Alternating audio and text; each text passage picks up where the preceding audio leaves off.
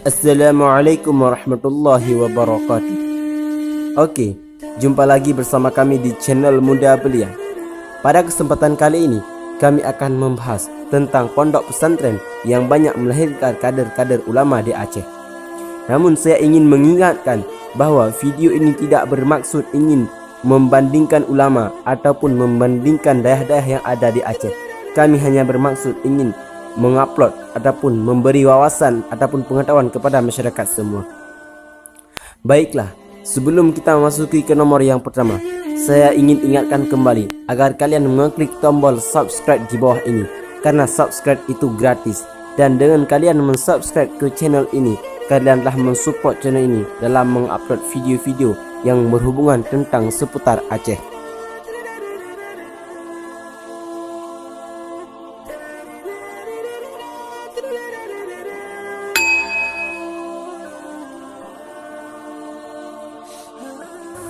Ini dia Dayah Darussalam Labuhan Haji. Dayah ini merupakan salah satu dayah induk yang ada di Aceh, karena banyak dari alumni-alumni dari dayah ini menjadi ulama-ulama besar di Aceh. Menurut data yang diperoleh dari poster ulama Aceh yang disusun oleh Tengku Hanafiyah Ma'awiyah, terdapat kurang lebih dari poster tersebut merupakan alumni daripada dayah Darussalam Labuhan Haji.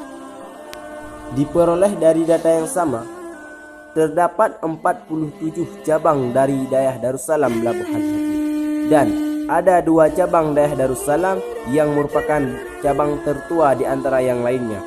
Yang pertama yaitu dayah Ruhul Fata dan Fatayat yang berada di Selimum, Aceh Besar, didirikan pada tahun 1946 oleh Abu Abdul Wahab Selimum. Cabang kedua tertua adalah dayah Nurul Huda, Kecamatan Pedada, Kabupaten Birun, yang didirikan pada tahun 1948 oleh Abu Muhammad Isa Pedada. Nah, itu dia tentang ulasan sedikit tentang sejarah cabang dari dayah Darussalam Labuhan Haji.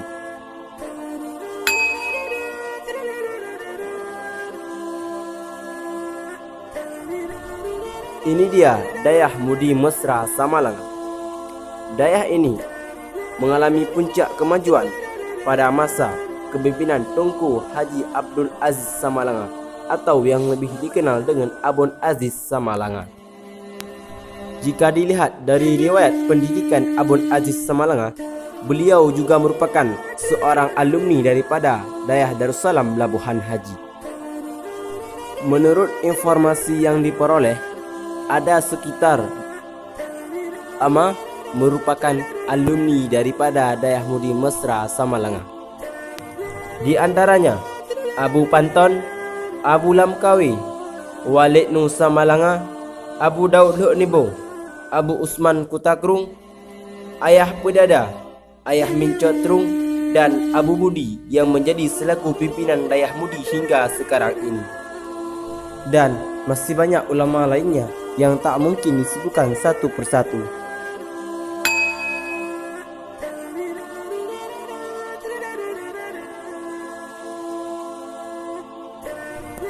Inilah dayah Darul Ihsan Abu Hasan Kongkaling.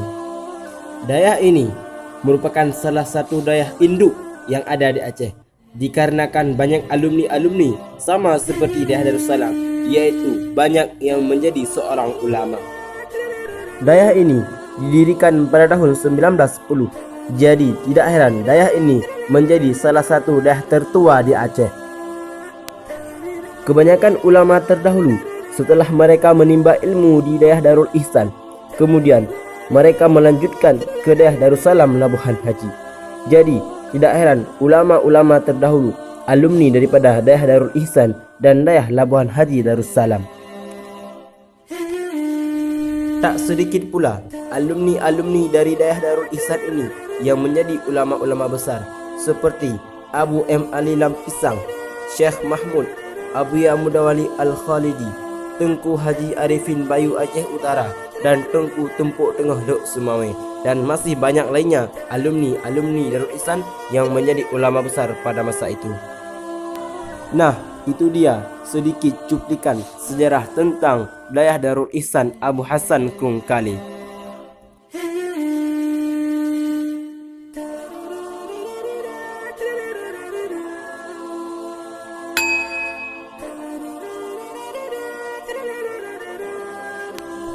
Yang terakhir, Dayah Bustanul Huda Blang Pidi.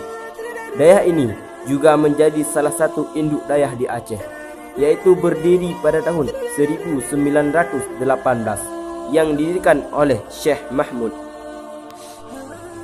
Namun, di kalangan masyarakat, dayah ini tak sebegitu terkenal dengan dayah-dayah yang lainnya. Padahal, dayah ini termasuk salah satu induk dayah yang ada di Aceh. Alumni dari dayah ini tidak sedikit yang menjadi ulama-ulama besar seperti Abu Yamudawali Al-Khalidi, Nek Abu Bakongan, Abu Kota Fajar, Abu Ja'far Lainun, Abu Haji Abdul Hamid, dan masih banyak lainnya alumni yang menjadi ulama-ulama besar. Nah, itu dia 4 dayah yang banyak melahirkan kader ulama. Silahkan komen di bawah, dayah mana lagi yang menurut kalian banyak melahirkan kader-kader ulama. Dan saya ingatkan kembali, video ini tidak bermaksud untuk membandingkan para ulama ataupun dayah di Aceh. Kami hanya menyajikan informasi dan wawasan kepada masyarakat semua. Cukup sekian di video kali ini. Sampai jumpa di video akan datang. Wassalam.